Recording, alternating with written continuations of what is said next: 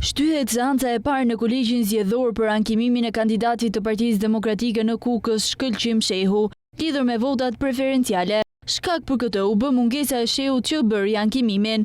Ndërkohë, u rrëzua ankimimi i bërë nga Ilir Ali Mehmeti, kandidati i dytë më i votuar në listën e Partisë Demokratike në Tiranë, por që nuk arriti të fitonte mandatin pasi u mund nga Jorida Tabaku.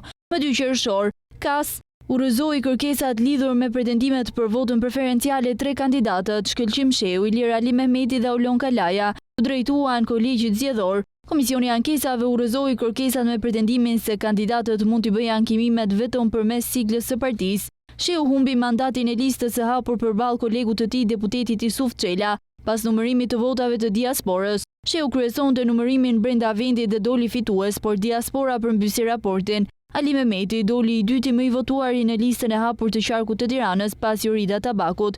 Edhe Aulon Kalaja ngriti pretendimet për votat preferenciale, i cili paralelisht po vazhdon betejën edhe në KAS, i ndarë nga Partia Demokratike përmes Partisë Lëvizja e Legalitetit. Kujtojmë që KAS ka vendosur hapjen e të gjitha kutive të qarkut Tiranë dhe Fier, vendimi që u mor nga 2 anëtarët e Partisë Demokratike në këtë organ dhe pritet të numërohen votat si për subjektet politike ashtu edhe për kandidatët. KAS ka vendosur gjithashtu po me votë të anëtarëve të Partisë Demokratike që të hapen 257 kuti në qarkun e Durrësit.